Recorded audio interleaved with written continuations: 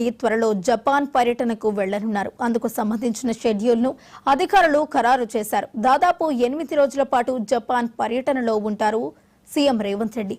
జపాన్లోని కొత్త సాంకేతిక పరిజ్ఞానం, ఏఐ ఆధారిత అభివృద్ధితో పాటు తెలంగాణకు పెట్టుబడులను తీసుకువచ్చే లక్ష్యంతో ఆయన ఈ పర్యటనకు వెళ్తున్నారు.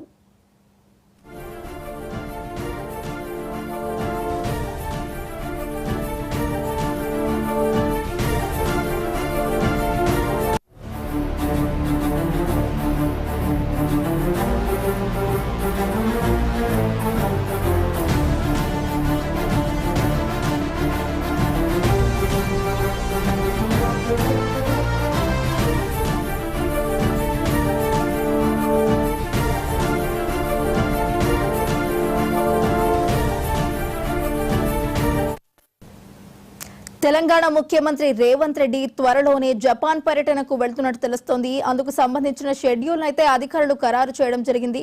దాదాపు 8 రోజుల పాటు కూడా జపాన్ లో ఉంటారు తెలంగాణ సీఎం రేవంత్ రెడ్డి. జపాన్లోని కొత్త సాంకేతిక పరిజ్ఞానం, ఏఐ ఆధారిత అభివృద్ధితో పాటు తెలంగాణకు పెట్టుబడులను తీసుకొచ్చే లక్ష్యంతో అయితే ఆయన పర్యటనకు వెళ్తున్నట్టు తెలుస్తోంది. ఇక ఇదే అంశానికి సంబంధించి మరింత సమాచారాన్ని మా స్పెషల్ కరెస్పాండెంట్ శ్రీకాంత్ అందిస్తారు. శ్రీకాంత్, చెప్పండి.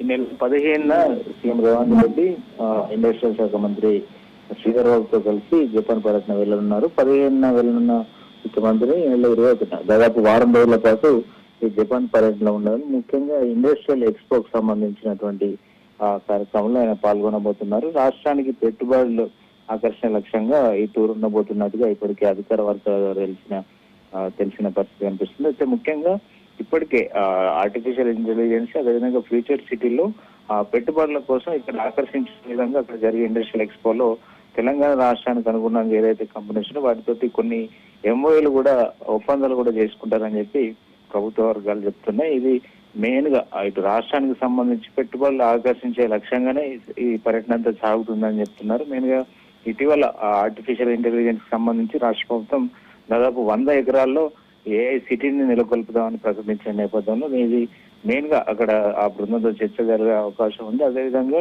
మూసి పునరుజ్జీవం ఏదైతే పథకం ప్రారంభించిందో రాష్ట్ర ప్రభుత్వం, అక్కడ అంటే కొత్త నూతన టెక్నాలజీని డెవలప్ చేసి జపాన్ లో ఉన్నటువంటి జీవనదులు ఏవైతే ఉన్నాయో వాటిని డెవలప్మెంట్ ఏ విధంగా చేశారన్నటువంటి దాని మీద కూడా రేవంత్ బృందం, సీఎం బృందం దీనిపై అధ్యయనం కూడా చేయనున్నట్టుగా తెలిసింది. వారి సాంకేతికను కూడా తీసుకునే అవకాశం ఉన్నట్టుగా చెప్తున్నారు. ఎందుకంటే ఇక్కడ వారు ఇప్పటికే కొన్ని ఏదైతే ఆర్కిటెక్చర్ సంబంధించిన డిజైన్స్ ఏదైతే రూపొందించారో వాటిని కూడా పరిశీలించే అవకాశం ఉంది. వారిని కూడా ఇక్కడికి ఆహ్వానించే అవకాశం కూడా ఉన్నట్టు తెలుస్తుంది. ఎందుకంటే ఈసా మూసి నదులకు సంబంధించినటువంటి ఇప్పటికే ప్రభుత్వం దానికి సంబంధించి నిధులు కేటాయించింది, డెవలప్మెంట్ చేయాలని చెప్పి ఇప్పటికీ ఒక కమిటీని వేసి ఆ పనులు వేగరం చేస్తున్న ఈ నేపథ్యంలో దీనికి సంబంధించి భవిష్యత్తు ప్రణాళికకు సంబంధించి వారిని ఆహ్వానించే అవకాశం కూడా కనిపిస్తుంది.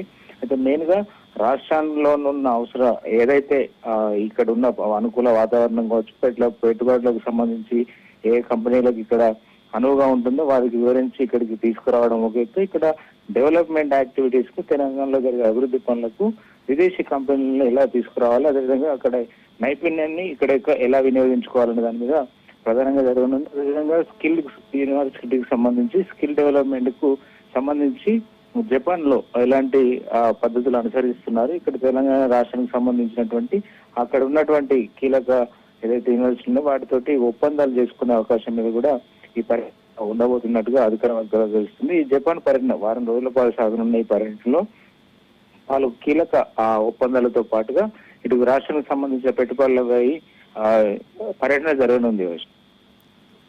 Right, thank you Srikanth.